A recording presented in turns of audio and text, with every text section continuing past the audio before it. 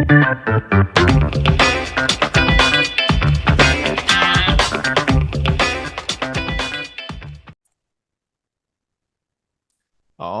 right. Welcome back to another episode of the Real Estate Investing Club. It is a nice sunny day here in Seattle. We got to love them. Take them when we get them, November 8th. And these sunny days are not going to stay around too much longer. So I'm enjoying this. And today's a good day because we have Ben Julius with us from Toronto, Canada, all the way over there on the other shore with Lionheart Development. Ben is a developer, which is great because we don't have a ton of developers on here. So we always love to get their wisdom. So, Ben, thank you very much for hopping on the show. Thanks, Gabe. I really appreciate it, man. I'm excited to be here. Absolutely. I told you right before we got on here, we like to start with stories. So why don't you take us to the beginning of your story? How'd you get started in real estate? So, in 2015, I was a college basketball coach in Canada here and parted ways with my administration. We had a falling out in terms of philosophies and where we wanted to go with the programs. And I moved back from out west from your neck of the woods, just a little bit more north, and came back to Ontario. And if it wasn't for my parents, I would have been homeless. But so fast forward a couple months, met my wife. Got engaged. We were driving in a truck and we heard something on the radio. I've always been really interested in real estate, but never really knew the power of it. We went to a 2-hour course, which I thought was an MLM scam. So I wanted to leave, but she made me, sit down, and we went through it. And then we went to a 3-day course. And from there, we got into real estate. We learned the power of leverage and, to basically be able to leverage other people's money. And we started out small. We bought a duplex, the proverbial turnkey duplex that was not turnkey. We learned, hands on the job pretty quickly. And then from there, we started doing conversions from single families to duplex, to triplexes, to fourplexes, to fiveplexes.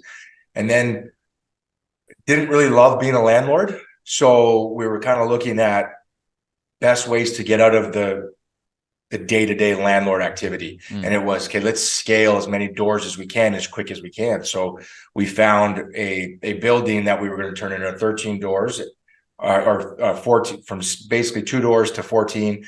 And then through that transaction, I met another individual who wanted to get out of his building, and that was going to give us another 35 doors.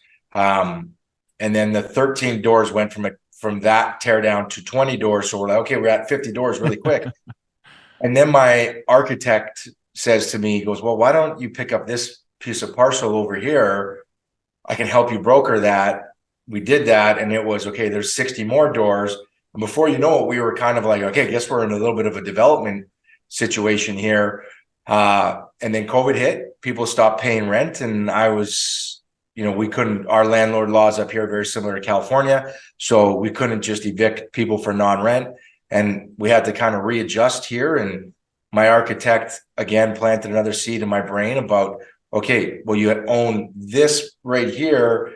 You own this right here. Why don't you try to get the stuff in the middle? And then you can go really up and do a lot of different things. So I really say that we came by development organically. And through this whole process of learning kind of the ins and outs from the architectural standpoint, we also built relationships with what I like to call gray hairs. When I was coaching, we always want to have a gray hair on the bench. And it's a, I guess you could say it's kind of a derogatory term, but it's basically somebody who has experience and has been around the block and is able to kind of navigate some situations. So formulate a relationship with a couple of those guys, and they are the baby boomer generation and they want out. So we were able to pick up 2 more pieces of property, pieces of raw land that are able to be developed, just because guys just didn't really want to deal with it anymore. So we took that on. And as of right now, we have, I don't like to say it's really assets under management. It's more projects under management. So we have over $300 million of projects under management. And we're doing some creative things in our 2 condo buildings that are I think are going to revolutionize the way that developers look at condos. So we're really excited about all that, and I'm sure we'll get into some questions with that. But yeah, that's the Coles Notes version of the last 6 years of my life. Nice, man. I love it. And it's crazy. Your story You said organic. I totally agree. It seems like it's been a very organic your career so far. You know, one step Mhm. after the other, but it happened very quickly. I mean, 6 years, that's not a lot of time, especially to get into where you are today in development. With, you said, what was it, 300 million, something like that, About that. that Like that's the you're value of developing. Yeah, projects yeah, yeah, when finished. But yeah, so I know people like to say assets. I mean, yeah.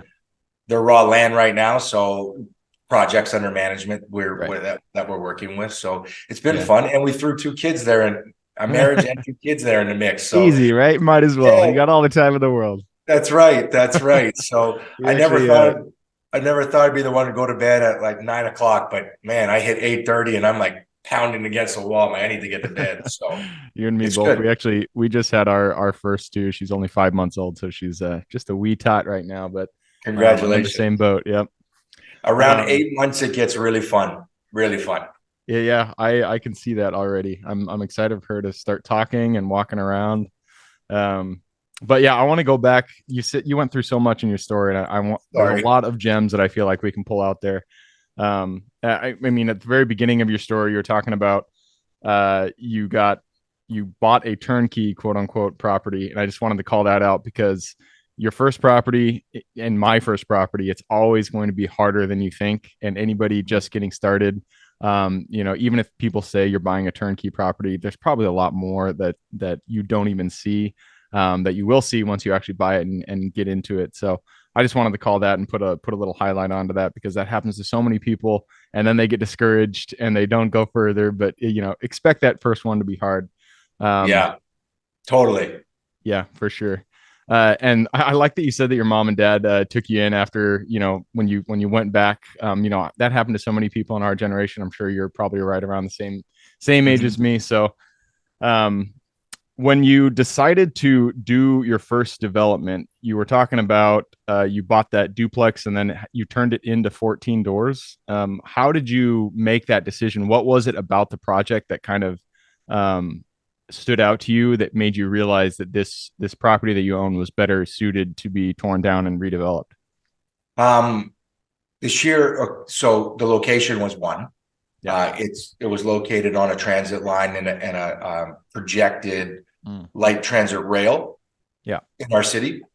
So that was one location. I was like, okay, we need to learn a formula to kind of create the highest and best use of a property. So we walked through it a couple of times, and it was we can slash it up and put a bunch of single bachelor or studios, those type of units involved in it, and then when you kind of get digging down, I mean, it's very old, it was a very old building. So we are like, if we take the top off, the whole building's going to fall off anyways. So it was a matter of, okay, let's redesign this whole thing using the current foundation, knowing that as soon as we start doing any demolition work, that the walls are going to cave in and fall down. So let's just design a brand new building. So that's what we did. And it was really nice. And then we get to our city and the process was a little bit different. They didn't like the fact that it was on grade, not on grade, but there was units on grade, and they put a new bylaw Grade in. meaning the slant of the land. No, yeah. So like they basically they wanted us to have 3 feet above the road grade, Okay. right? So you'd have to walk up to the apartment. So that was a whole redesign, and then we're just like then the opportunity to purchase the parcel 2 parcels over came over, and then just really shoot through our municipality dragging their feet. It really pushed us in to all right, let's find something better for this opportunity here. And because when you submit something to the city here, it's a long time. So you just kind of hurry. I like to call it let's hurry up and get to the stoplight teenager driving like momentum, right? So you get everything you can possibly into the city, and then it's like a brick wall for a minimum of 10 business days to 6 weeks before you hear anything back. And we have so much turnover in our municipality that sometimes it's longer, and it just kind of you stew, and you're like, I'm not one to sit still. So we were looking at different opportunities, and this came up, and so we're like, okay, well, let's abandon that. We'll use what their comments when we build the whole new structure. So that was what happened, and it all was going to be rentals, and then COVID hit. construction costs went up here in Canada, in our neck of the woods. The prices haven't really come down too much. I mean, they have dipped a little bit, but not. Yeah, Toronto's the not I mean worst in the sense like the prices have gone the highest in Toronto through I mean in all of Canada, the Toronto has the Yeah, highest housing prices yeah, based. and we're up there in North America too. Like we're top. I think it's top five in North America, next Oh to wow, yeah. LA, Boston, and Manhattan. Wow, Right. that's crazy. So it's sheer because 90% of our population lives within 100 miles of the border, right? Oh wow. So nobody I didn't nobody know that. wants to. We have a ton of land, but nobody wants to go live in that land. It's so cold. Too We don't cold. care about that. So Leave it we in the want to be woods. as close to the sunshine as we possibly can. So the only place for us to go is up, and Yeah. in this area, in this region, we're sandwiched with the Great Lakes and one of the biggest protected green belt areas in the world. So Yeah. yeah. So, I mean, I think most municipalities, especially on the coastal regions, it takes a long time to, get the permits and everything that you need to do development. Mhm. What is the turnaround time if you've had a full cycle on any of your developments, from, the identification of the land to the sale? Like, what is the full turnaround time for I your would say project? six. We haven't done a full turnaround yet Okay. because we pushed all of our launches back. Okay. So we really extended our projects. But I would say right now, given the landscape, you're looking at 6 years. So 6 years. Wow. Okay. yeah, I mean, you can really shorten it up, but we want to be conservative. So what I say is it takes you anywhere between 6 months and a year to do your personal due diligence and lock the property up. Um, you're doing a minimum of, once you actually get into the property, you're doing a minimum of 120-day due diligence. Like Mhm. it's just the length of time that things take to have your team go over, scour all the reports and whatnot. And then, you have to put a site plan approval in. And if you're doing raw land, it's different than if you're repurposing a building. But if you're going from raw land to a building, you're looking at a minimum, once you get into that project, 5 years. So however long it takes you on the front end to get into the project, you're looking at 5 years. Once you've locked it up and once you're in, you have to put a site plan. That takes about 6 months to get everything put together that you need for your first entry into the city, in 4 to 6 months. And then depending on how busy your municipality is and when they get back to you and how many comments they have on everything. Jeez. But yeah, I like to say 5 years for a full cycle minimum. That's crazy. That's a lot of carrying costs. To It's be not a little, it's not a little amount. I can tell you that right yeah, for sure. That's nuts. Interesting. So you mentioned also during your story you're talking about, getting the gray hairs on your board. I think that's a great idea to get somebody who's already been, has experience in the exact thing that you're trying to do. Get them to be kind of an oversight board for whatever you're doing. How did you go about creating that, approaching the people that you wanted to kind of have as your, board of directors essentially? Take me through how that worked. Yeah, so I wouldn't necessarily say it's a board of directors with our company because we're a small shop. It's more advisors, Okay. right? So one of the guys we purchased the property from is a longtime developer in our area. He just turned 75 or 70, a little bit more than 75 now, but he just wanted out. He wanted to go to the lake and retire. And so he kind of basically took on some seller financing on a great project, and we're seeing it through. And I call him for advice all the time. I mean, it's funny though, because when they were developing, it was kind of like the Wild West in the cities, right? It's whatever submitted kind It's of just got like, suck it, approved. go build it. And now it's just like, oh no, your shadow encroaches on somebody's garage. You got to do. So it's just things that he doesn't understand, but it's so good to hear. Okay, call this guy. I know this guy. His son now is running his company. It's form work here. Like this municipality that I'm in, it's Hamilton municipality, so it's 45 minutes outside of downtown Toronto, or an hour, and it's really, I don't want to say it's not incestuous, but it's very dominant. People kind of grow up here, they live here, they build here, they give back to the community here. So we want to keep everything local. It's one of our things that I'm really proud to do. Like I can tell you that our excavation crews, our form crews, they're all local. They do all the digs here in Hamilton. They do, all the form work here in Hamilton, because although we're at an hour outside of a major city, worldwide city, we have different soils. Like we're on the edge of what we call an escarpment, not a mountain. People call it a mountain. Just trust me, it's not a mountain. It's just a cliff, and then it goes down to the lake. So, but the soil on the bottom side of the escarpment is completely different than anywhere else. So you want to have crews that are familiar and know how to mitigate those things. And we're all about mitigate as much risk as we can, especially right now. I like to refer to it as survive in advance right now in the climate, whereas we have a ton of buildings that have stopped construction and are in receivership because they got caught in the middle of this downturn. And it's unfortunate, but I want to call it a little bit of luck. I think I think sometimes people want to say that, oh, I'm such a great investor. I'm such a great investor. I don't make mistakes. You've got lucky. Because at the end of the day, if you're good, you're lucky. If you're lucky, you're good, right? So there's risk, there's luck, there's all that in between, and you can mitigate the risk, but the risk is always there. I mean, that's right. You never know what's going to happen. Yeah, exactly. And we've been lucky because of how long our municipality took on things, because we would have broken ground on one of the projects. We're like, no, we're gonna wait. Like our carrying costs are minimal compared to what will be if we're in the ground when concrete goes up 38%, right? So those are the type of things that we've been fortunate for. So we're just, our whole goal right now is on two of our projects is to make sure that when some of these costs come down, and when the interest rates start to kind of bottom out and plateau and kind of come down a little bit, that we are ready to launch and ready to build. So one of the ways that we mitigate risk is that we will not break ground. We will not launch a project to the public for pre-sales until we're 90 days away from breaking ground. And nice. I do that. I say that because talking to the gray hairs, like them telling me, like, try to keep your launch window and your breaking ground window as tight as you can.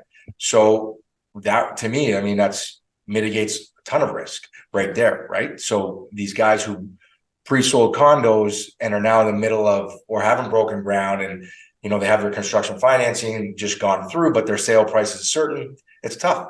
It's tough, right? It's a tough industry. Do you give the advisors salary, equity, or any sort of compensation? Right now, no. They haven't asked for it, so I hope they don't watch this. You may have just opened up a can, Gabe, for me, but no, it's basically it's them giving back. Yeah, it is them giving back, and the one guy has been, I want you to be successful with this project. I'll do whatever I can to help you. We bumped up his seller financing, from 4% to 7%, right? Mm-hmm. Because he was gracious enough to extend for a year, right? Yeah. So we've done that, and basically for me, I want to create relationships, and what I do with these guys is, if they want to stick in the investing side, I always offer it to them. Like once we have our structure set up to take in funds from a GP/LP standpoint, we offer to them first. You guys want to put some money back in, and go ahead, and then we'll offer them first right of refusal at an actual unit if they wanted it. So try to take care of them as much as we can without bleeding my pocket dry, right? There you go. So there's two more things. We've already gone through our time, but I'm just going to keep us going because there's two things I do want to touch on. Sure. You've already mentioned interest rates. You're waiting for construction costs and interest rates to go down. What's your crystal ball say in terms of, when that's going to happen? I mean, man, if I had a crystal ball, we probably wouldn't be on this conversation right now. But everything up here in Canada is saying that we're going to start to see some relief come second quarter of next year. Oh, okay. Interesting. Yeah. So I would say by the end of the second quarter. So we're probably looking at into, June and July, beginning of the third quarter. So, we'll see. I mean, construction prices, here's the difference is, what people don't understand is crews need to work. People need to lock up jobs, and nobody's building right now. So companies don't want to lay off their guys. So they will cut rate on certain things in order just to keep their guys working. So if they have to operate at a net zero on one or two projects, but they keep their whole payroll, they keep everybody moving forward, that's beneficial for them. So, I think that we're starting to see the squeeze on different parts of the industry. So which relieves other parts of the industry. So, before there was not enough labor force to do all the work. Now it's the opposite. So it's the opposite of supply and demand type of thing, right? So you can kind of pick and choose your form crews, your framing crews, like those things are a little bit more sustainable. So you can cut some dollars on that side. So, at the end of the day, we just want to have all of our P's and Q's our T's crossed, our I's dotted before we actually put a shovel in the ground. Because once you put a shovel in the ground, you're committed. Game And over, at that point, investors' money's committed, and you can't get out. Yeah. I've heard people have predictions from all that ranges. We're going to be in this depression until 2050 or whatever. Right. People have all these different predictions. I hope next year, first quarter, second quarter, that'd be nice. So Yeah. crossing our fingers there. Last question. You mentioned that you're doing condos, and you have some creative ideas in that space. Just give us a bullet point. What are those ideas? Let's hear them. I'll go through this really quickly. So what we've done is we've taken 350 to 400 square foot units, and they actually operate as 700 square foot units. So our studio bachelor apartments are equipped with an expandable living system. So it comes with a bedroom, a living room, and a home office. And the bed goes up into the ceiling to a really comfortable couch that operates now as your living room. Your entertainment center where your TV is on moves out. So you have it's equipped with a home office. So you just press a button. Now you have a home office. And then one of the things that I found lacks in smaller condominiums is storage and closet space. So we've also equipped that's why you got self-storage facilities. That's what I do. So just come to everybody's got stuff. They got to put it somewhere. Yeah. So we've created this company called Ori Living has created these three systems, and one of them is a walk-in closet. So you press a button and the closet kind of moves out and then moves back, kind of like a bookshelf or a desk or something on the other side, and it moves out. But the nicest thing about this is you have so many rules and regulations about a certain amount of your condos need to be barrier-free for wheelchair access. We can set the depth on the closet to accommodate a wheelchair. So now all of our bachelor units become wheelchair access. The home office can become wheelchair access. So it's really beneficial on so many different levels, and it cuts down construction. Listen, the system costs money, but it also cuts down on construction costs. So we are going to be one of the first. Two of our buildings are going to be they were redesigned completely for this system. And we basically increased our density by 30%. Wow. Yeah. So, on one of the units, we had it at 90 units, and now we're at 132. So we added 40 units there. And the other one, we're at 103 units, and now we're at 145. So, we're really trying to increase this. And the nice thing is it also helps our bottom line, because we can sell these at 30% more square footage. We basically sell them at a 1-bedroom. Right, you're getting 3 rooms in a bachelor, and it's really, I encourage anybody to check it out. That's oriliving.com. Have a look, and you'll be amazed. And I think that if developers don't do this, they're going to be behind the times within 10 years. Their building will become obsolete. Yeah. I've seen, like, on TikTok and stuff, I've seen videos of that, that idea of kind of conserving space by having it change, and it's really interesting. It's really intriguing. It looks like, especially for kind of a bachelor pad type of condo, it would definitely work. And it sounds like increasing 30%, increasing the number of units that you can get in there by 30%. That is a huge benefit for the community, because you got more people that can live there, and you guys, because it helps your bottom line. So sounds awesome. I love it. I'm going to cut us off there. That is our time. So it's time to jump into the quick question round. Are you ready? Perfect. Yeah. All right. It starts with education. Give me 2 recommendations. Could be books, YouTube channels, documentaries, whatever. I need 2 of them. 1 for general life wisdom, and then 1 for real estate specific. Perfect. So for real estate specific, I would say Flip the Script by Oren Klaff. It's more of a capital raise type of book, but it kind of teaches you how to read people a little bit. So it'll come in value with negotiating deals as well. Basically, it teaches you how to, have the person think the way that you think, right? Cool. And from a life perspective, The Power of One More by Ed Milet, it really helped me kind of transition some thought processes and put it into actual real life. And one thing that's kind of helped my business is Monday.com from an organizational standpoint. So I yeah, love Monday is what I use. I freaking love it. It's an it's awesome great. CRM system. So yeah, Yeah. you're speaking to the right person here. All right, moving us on to the next question. This is for your younger self. So let's go back to the Ben who was still a coach way back in the day. Actually, that wasn't way back in the day. 6 years ago, the Ben that was a coach who was thinking about his next steps. Go back to him, look him in the eye, give him one piece of advice moving forward. Put a ring on your wife's finger quicker than anything. Um, Nice.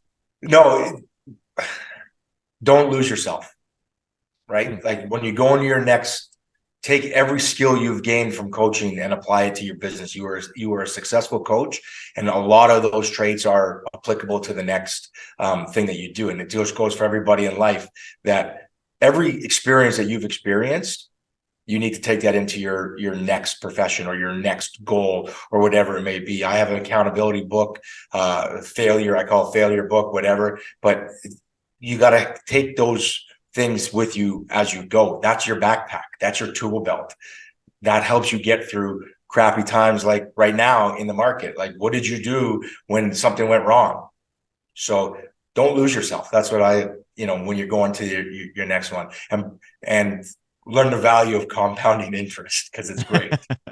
All good pieces of advice. Don't lose yourself. I feel like that's really important, especially when you make a mistake or you hit something, you go into a situation that didn't turn out the way that you wanted it to.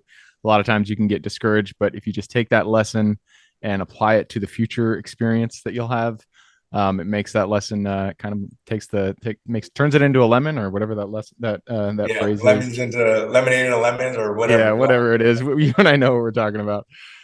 So good piece of advice. I'm going to move us to the next question. And this is about your business. The first three positions we hire form the foundation of our company. So what were they for you? And would you do it differently if you did it again today? Uh, yes and no. So I would do it differently. Yes and no. So we hired an admin assistant right away if you can. You need somebody who kind of manage your schedule when you get busy. My wife has been a lot of that for me, as well as we hired an admin assistant. Second one was an operations manager to somebody to train, basically have a second you. You can't clone yourself. Find somebody who you can train that will be you eventually. And the third is a full-time bookkeeper. I think it's important that I'm not a great finance guy in terms of sticking with like running numbers, doing those things are fantastic, but doing the day-to-day of receipt logging and doing these things, like got to a point where I had such a big pile that I would just ignore it, and it got bigger and bigger and bigger. So now we're backtracking and backtracking and backtracking. Put out some money, and you're going to be able to grow your business a Yeah. lot faster. Yeah, I think that's a really good piece of advice and something I kind of learned too late. I just hate having to go through those little line by line, trying to figure out what went where, especially if you don't, if you have a credit card that you use with this business and maybe sometimes you use it for your personal use and you just got to That's figure right. out Oh, it's where a disaster. where all the expenses go. Disaster. Nightmare. Yeah, good piece of advice. Moving us to the next one, and this is about usually I say the US, but you are in Canada, so we're going to say all of North America. Big place, a lot of opportunity out there. Give me the single metro you're most excited about investing in today. The market that we're in, Hamilton, Ontario, it's one of the fastest growing regions in North America. Our city is committed $7 billion to redevelop the waterfront. We have $125 million renovation going on in our downtown core with the entertainment center. And we have over 1.5 million or 1.2 million people coming to our country a year, and they have nowhere to go. Wow. And they don't go, like, they come to the GTA. So we are considered the Greater Toronto Area, and where our transit lines are starting to go into Toronto. This is one of the best places to invest in Canada for sure. North America, I mean, man, I love the sun. I go anywhere down in the Sun Belt. I don't think you can go wrong down there with investing down there. Yeah, for sure. All right, next question is about finding the deal. It all starts with getting in contact with the seller. So, what is your favorite way to to generate leads, find your next deal? Relationship building. You never know who knows who, and I refer to this quite often lately as well, is that everything's a spider web. So people know somebody who's trying to dump a property or get out of something. They know they're what they're into better than some other people. So go to meetups and go to different things and meet people. And if you see two old guys and talking in a coffee shop, just go sit there, buy them a coffee, sit down and talk to them, because they're retired for a reason. And you never know what they own or what they have. And I can't even tell you how many deals now cross my plate that I just don't have the bandwidth to go with. But yeah, like, I love the coffee shop thing. Go down, sit down, talk to some gray hairs, enjoy it. They have so much knowledge and they're willing to just give it to people. Yeah. Yeah. It's all relationships. I like everything's a spider web. I feel like that's a great quote, because it's so true. You talk to one person, they know 20 people, and then eventually it's just your network kind of, I don't really like the idea of networking, but your relationships, they Mhm. help you along your career path, especially when you give back to them. So good, Yeah. good piece of advice. I'm going to move us to the next one, and this is about lessons learned. Not every deal goes the way that we think it should be going. So, what is a deal that kind of went sideways, and what was the lesson you took from it? Um, Man, a deal that kind of went sideways. So, I always live by the principle: it's never as good as it seems, and it's never as bad as it seems. Mm, Um, so we've had a deal that we're in right now that our capital raise fell short, mm, and we're back at the you know the proverbial grindstone, capital raising, and we're just putting in different systems and we're trying different things. And I think this goes along with what I just said, is that when you go to a networking event, one of the ways to kind of get out of a bad deal is to learn from others and talk about it. When you go to a networking event, you don't always have to meet everybody in the room. You go find like 3 or 4 people and build a relationship with them, and they may be able to help you through stuff. And that's what happened to me. I have 3 or 4 people that have really helped me get through this kind of roadblock that we're in, and put together some systems that were really helping for us and moving us forward. So I'm really happy about that. The proverbial, we got caught on a flip, was great, and market went out, was not great. yep. So what do? We turn it into a duplex rental, and now it's carrying itself barely, but it is. And we'll wait till the market comes back and we'll put it back on the market. So that was kind of an adjustment we did, but yeah. Nice. So the lesson there was to reach out to people in your network, and then also it sounds like make sure that your underwriting is good enough to where the market can fall out and you can still have a backup plan to make it That's float. right. That's Nice. right. I like it. And right now, I think it's important everybody is super conservative on your construction cost. Mm, Like, we put a 15%. We're probably, when we do our actual line items, we're probably 3 to 5% inflation on the numbers itself. But then we're also putting in a 15% contingency, 10%, and then a 5% developers contingency, just to be safe and give us that buffer. When we yep. go to people we want to invest, we're targeting an 18% IRR for you. They don't realize that we have a 15% contingency on top of a 3% inflation per line item, right? We want to make sure that I can hit that 18% target and give it to them and they get their money back, because the next project we're going to be asking for 20 million and I can show we did this. It's a lot different, right? Yep. Yep. Perfect. All right, man, that wraps it up. One of the last question is for the listeners. You've given us a lot to think about. I'm sure people want to reach out, get in contact with you. What is the best way for them to do it? Best way to do it is Instagram at Coach Ben Julius, or LinkedIn, just Ben Julius, Line Development, LinkedIn, and reach out. Best way. That's the greatest way, because I'll reply to a message right there. It's better than an email and a text. Perfect. I will put that link in the show notes. If you all want to reach out to Ben, just go ahead and click the little more in the description. It'll pull down the full description. In there, you can find his URLs. Awesome. All right, man. As I said, that wraps it up. Thank you very much for hopping on the show. Thanks, Gabe. I appreciate having me here. Absolutely. For everybody who's here with us today, thank you guys for showing up. You are the reason we do this. So if you guys have any questions whatsoever, reach out to me, Gabe at therealestateinvestingclub.com. If you guys want to support the show, all we ask, give us a like, subscribe, share, all that jazz. Other than that, I hope you guys have a great week. Keep rocking real estate, and I look forward to seeing you on the next episode.